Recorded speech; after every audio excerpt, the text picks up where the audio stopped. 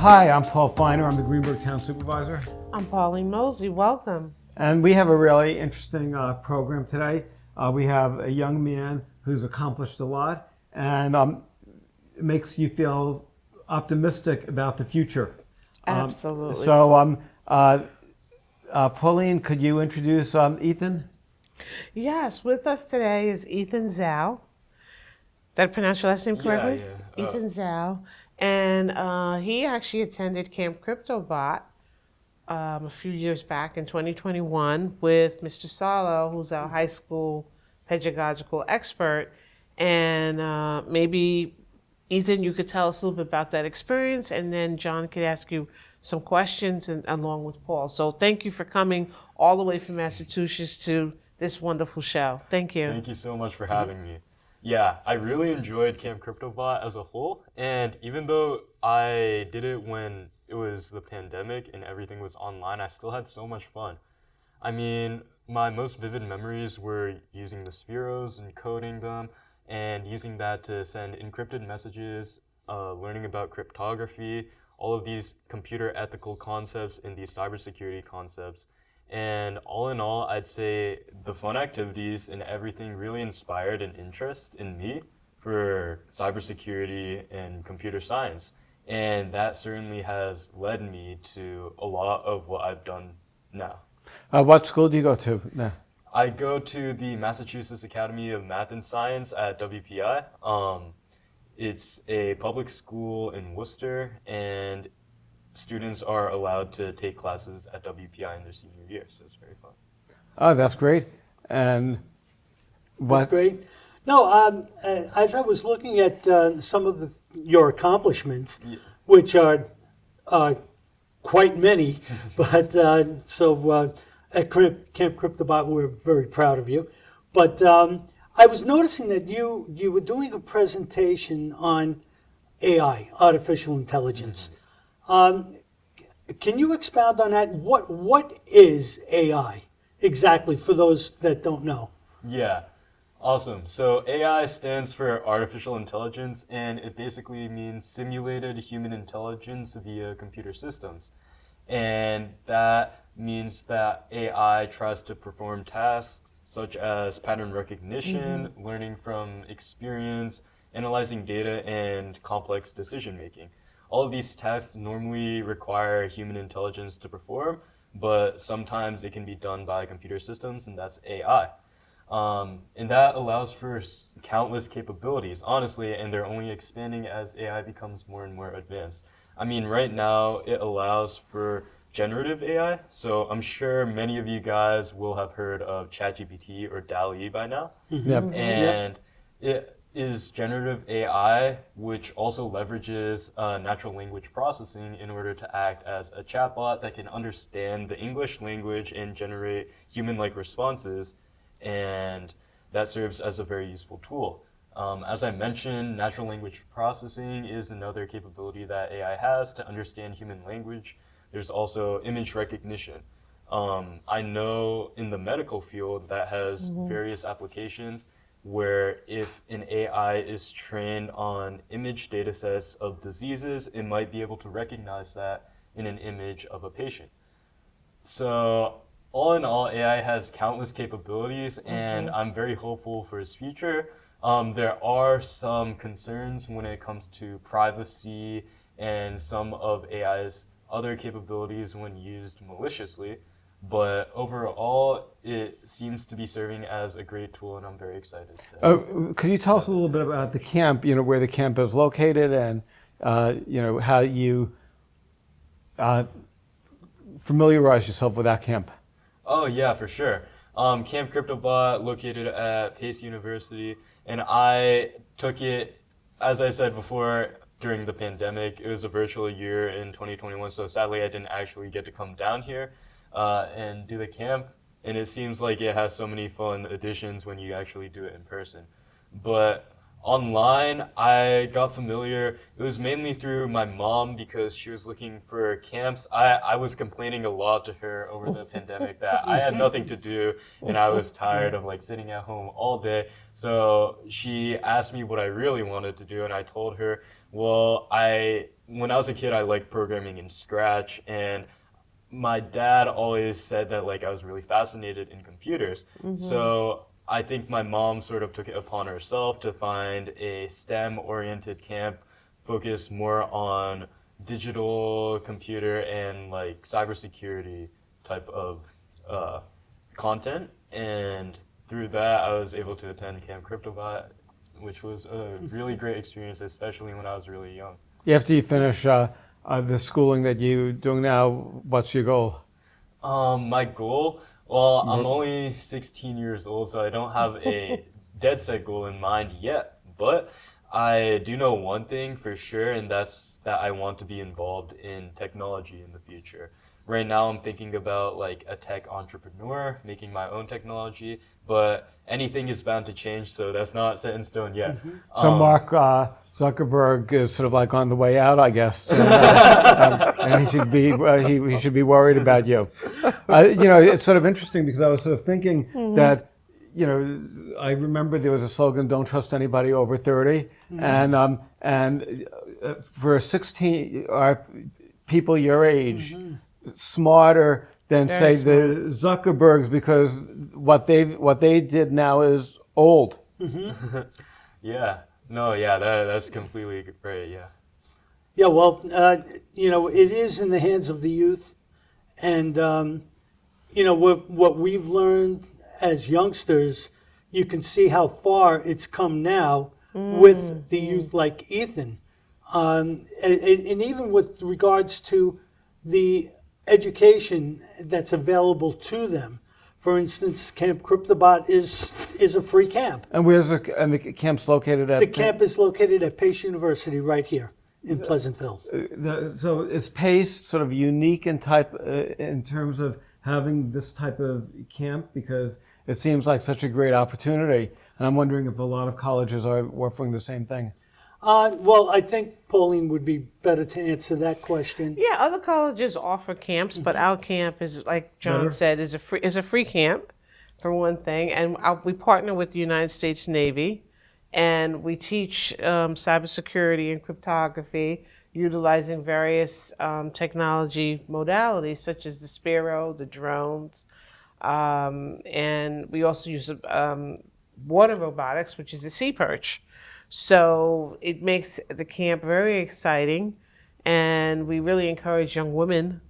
It's a co-ed camp, but we really encourage more young women to try to experience this and understand STEM. And that's one of the initiatives of the camp, is to inspire young people like Ethan to expose them to this. And some of the stuff that he's done this summer, which I hope he'll share with our audience, has just been amazing. This is just a springboard. And now if you want to share what's some of this exciting stuff that you've been able to do just with mention this. again, you're a professor at Pace, and Correct. you focus on technology. You're also on Correct. the zoning board in Greenburgh. So basically what you're doing is you're offering students who have the ability of excelling in technology to attend the camp. Yes. And this is only for high school students? Only for high school students. Only for high school students. 9 and through then and it's for how many weeks in the summer? 1 week. It's a 1 week camp in the July. summer, in July.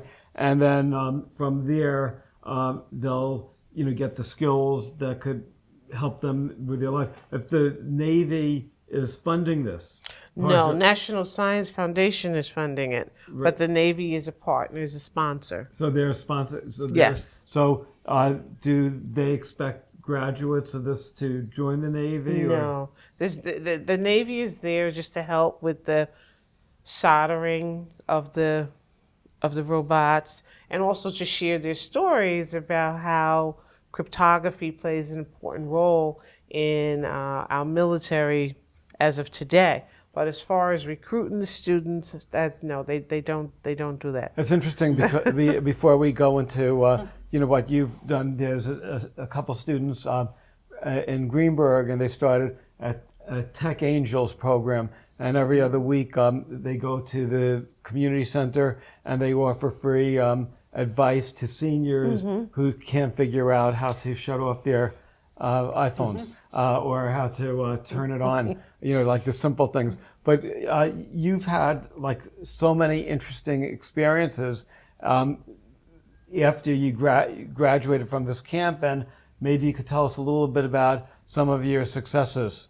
Yeah. I mean, where to start? I've done a lot of projects. If I were to keep it in scope to this past summer, the first thing I did was involving Idaho National Laboratory. So it was a 6-week program where I went to Idaho. I actually stayed there, and I worked at Idaho National Lab, or INL, in a chem research lab. And from there, I was assigned to a professor, and I helped him do a lot of his research, and I was able to conduct some interesting experiments involving electrochemistry, so stuff like batteries. And overall, it was super fun visiting Idaho, first of all. We actually took a road trip there, so we were able to see like the Midwest and drive through it and visit a few interesting stops along the way, like national parks. It was super fun. Very nice. And the STEM experience was very enriching, and it was actually very hands-on, which I really enjoyed. At the end of the camp, we all gave presentations. I actually won second place for my presentation, so I'm proud of that. Nice. Now, the most recent thing I did, it actually wasn't entirely pertaining to the summer, was an AI safety paper, which I presented at MIT. And specifically regarding AI safety, it was talking about malicious AI. And there's a lot of ways to classify malicious AI. Like, even now you have potentially harmful deepfakes and fabricated documents from AI that can be like that can be used to impersonate people. But in my view, the malicious AI that I wrote about was more speculative and in the future, involving extremely powerful, like super intelligent AI. And in my mind, because so much of our infrastructure and what we rely on is becoming more and more digitized every day, if an AI with bad intentions were to get its hands on that, there might be really terrible consequences. So I worked to try and create policies that we can put in place to prevent it. And that's what I presented about. I made a comparison with nuclear bombs, which is a bit of a stretch because, ChatGPT and a nuke don't really go hand in hand. But if you're thinking about a super intelligent, weaponized AI made by some really powerful organization, even governments with bad intents who want personal gain might try and exploit AI and weaponize it, then it becomes more of a problem. So the question I have is, let's say we come up with policies, but say North Korea decides they don't want to comply, or say there's a terrorist organization, ISIS, they have people who are skilled. How could they're going to just do whatever they want? So is there a way for people basically to come up with a system that could protect us from like terrorist organizations? Yeah. Well, it's hard to say when it's all digitized, but the main thing that the main thing that allows us to be protected is preventing it from happening in the first place. So the biggest thing, in my opinion, is actually detecting if someone is trying to create an AI. That way, governments can step in, multiple nations can step in and try to prevent it. So if we get several well-intentioned parties to create international organizations, push for treaties, and put immense pressure if any government tries to exploit that treaty, then we might be able to prevent that from happening in the first place. And I actually talked a lot about how to detect if it's actually happening. That was a big part of my prevention strategy. And it was detection in that AIs, they have a thing where they require immense computational power because they're so super intelligent and they require so much resources. So obviously they'll require a lot of energy, computational power, and if we use that to our advantage and sort of see okay, there is an unidentified usage of computational power at this place, then the governments or nations might know that they need to step in because that might be hazardous, that might create problems. Yeah. And you can also trace the flow of advanced AI chips.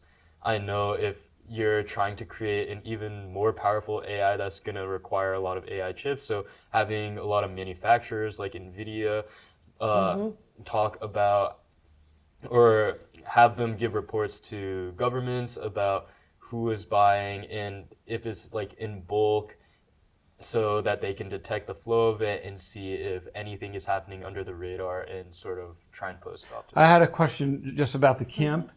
Sure. You seem like if I was, your age and I wanted to go to the camp and I listened to you, I probably would have not even tried because I would have said, "Oh, you're so way smarter than me." Brilliant. It's brilliant. And so I'd be intimidated, and I'd probably be embarrassed to even recommend people. So you have to be like a genius to be in this camp? Absolutely not. Absolutely not. The camp is open to everyone. Although there is a certain amount of students that we can take. How many? Well, what was our last 30, count? 30. It is open to everyone. And we do vet the students that do come by, but not on academic success or anything like that.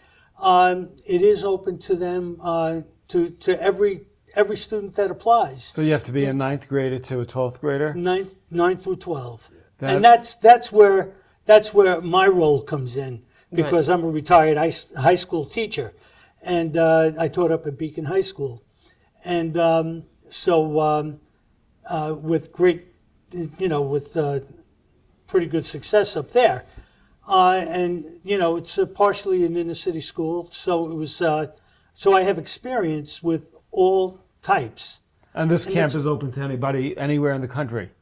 Yes, Yeah, anywhere. we've gotten students from Texas. From Texas that have flown Yeah, in. that have flown and in. Massachusetts, and Massachusetts, and have stayed up here for the so- entire week with their families. And Virginia. We've had Yeah, students from out of Virginia. state that have come to Yeah. the camp. And what's really great is they make these posters of all the colleges that they're going to and where they're from and so on. And then they're set up in teams. So what's really great with the camp is that they get to a fellowship with each of the fellow students. And so they get together with people from all over the country. And they get to interact with other students from all over the country. And I guess one of the advantages of graduating from this program is if you apply to Pace and don't get in, you could always, as a second choice, go to Harvard or MIT. Absolutely, Because absolutely. They may not be as good, but it's still. Yeah. But now here's a question for Ethan. Now you attended the camp, albeit virtually. Yeah. But what made you decide to take the route that you're taking right now by going through Camp Cryptobot? Yeah.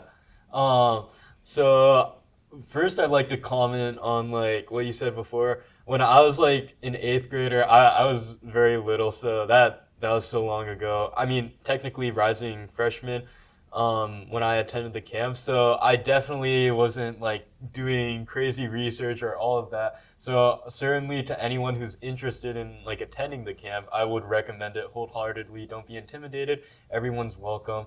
And it's really fun. And attending the camp, who knows, you might find something that you're really interested in and pursue that. And more on that point, I would say I found Camp Cryptobot to be one of, as I said before, the first experiences that I've had in computer science and cybersecurity, cryptography as well. I really enjoyed the cryptography aspect and all of the encryption and security.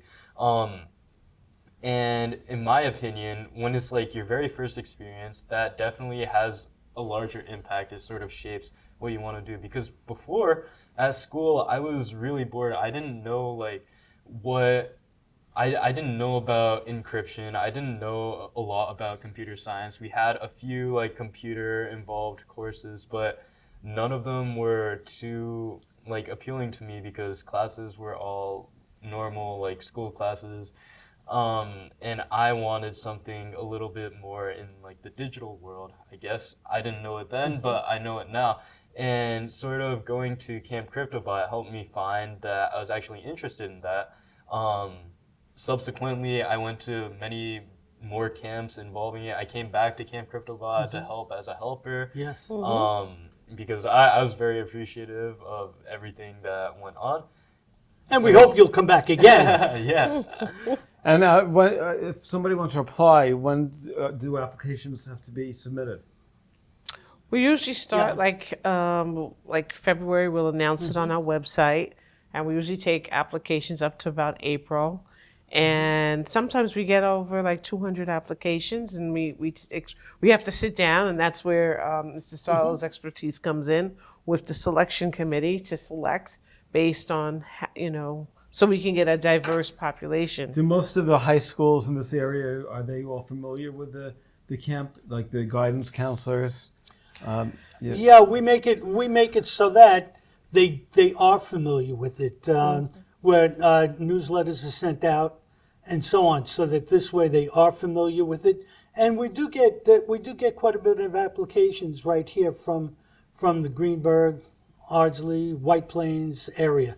So and what's really great about the camp, if I may add this one other thing, there are a lot of students that do apply that don't have, they know about AI, they know about all of the technology involved, but what they don't get is that hands-on soldering, drilling, putting things together, circuitry, and all of that. So that's one thing that the camp does offer. And how many hours a day for the week is the camp in session? Oh, it runs from what 9 o'clock in the morning, if I 9 to remember, about until about 2:30. 2:30. Oh, wow. So this is really such a great opportunity. And you also did a summer internship with NASA. Yeah, it was a virtual internship. I also did that this past summer. I forgot to mention it when we were talking about research I did this summer. Yes. But yeah, it was an online program, and it was very fun. It was regarding the solar eclipse, mainly, my group, and I worked with a partner, his name is Jaden, and we conducted research about whether or not the solar eclipse significantly affects energy generation.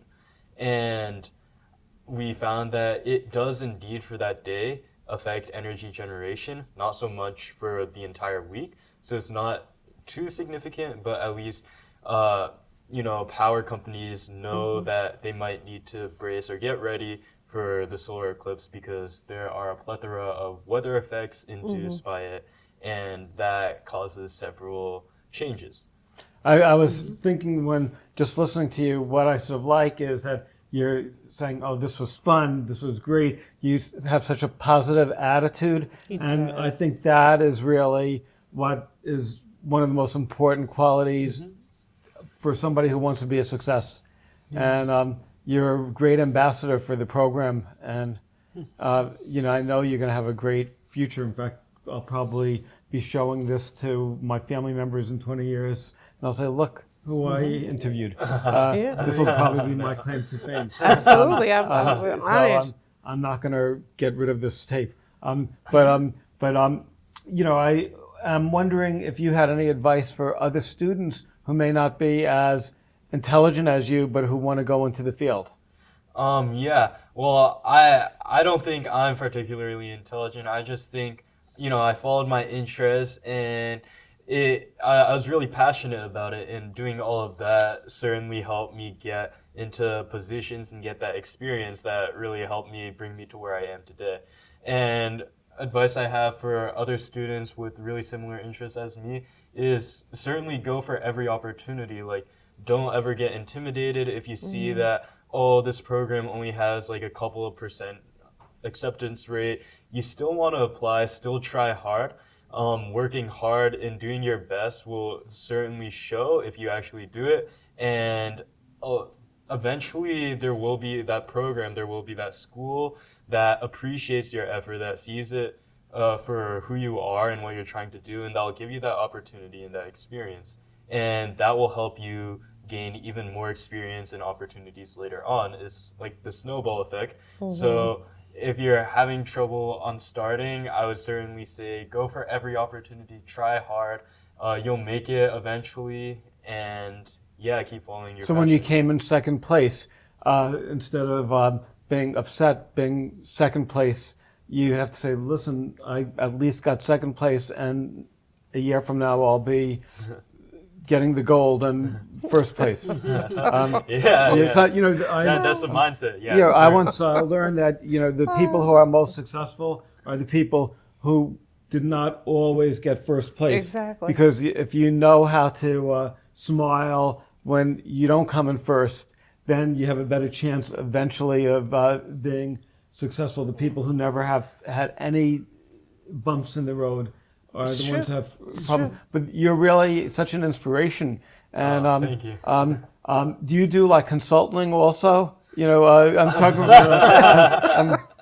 You can start at my place. Yeah. No, but I'm saying, do you a lot of students when they're like they have second jobs? Well, have you done any entrepreneurial work or just focusing on your schooling? I've done a lot of focus on school. I've done work, but that mainly pertained to like research and internships. So it's all like sort of tied to academic or learning experiences. I haven't done like consulting, as you said, but all of these experiences have helped shape me to where I am right now. Working in general, I do think like I do want to try to get, a normal job that doesn't require internship work, at least before I go off to college, get that experience as well. I think all experience is very valuable. So yeah. So if someone wanted to reach you, because you're so knowledgeable, Ethan, how could they contact you? You've written several articles and publications. I'm sure Terrence will list it. But if someone wanted to reach you, how could they contact you? They can contact me by my personal email. Which is? Should I spell it out? Zhou 0716 @gmail.com. I'm sure like Terrence can put it on the screen. Okay. If people wanted to contact me, and yeah, I'd be super happy to answer any questions or provide any advice that someone might And ask. I think maybe Terrence could also include maybe a sample application or information about Camp Cryptobot, because Absolutely. I think that from this video, I know that there's students probably in Greenburgh who may not be familiar with the camp, but may have like a real interest in technology, who might want to take advantage of it. I'm thinking of even like the tech angels who are volunteering. Sure. They would be ideal because they're high school students. We'd love to and they're have them. donating their time every other week, and they're smart and they're going to senior centers. So I'd like to recommend. I'll recommend people who I know are really smart for the camp. And again, this is such an amazing program that Pace offers, and you have a great future. So I'm going to definitely be following you with great interest. Thank you so much. Yeah, thank you, Ethan, for joining us today, and best of luck to you in your future endeavors and future successes. Same here. And it's so wonderful to see someone who's grown into a role like this from in just a few years. It's really amazing. It's and amazing. he did say one thing: hard work. It doesn't come easy. Absolutely. So good. So thank you. Yeah, thank you so much for your encouragement, and thanks to all of you guys for having me. Thank you. You're quite welcome.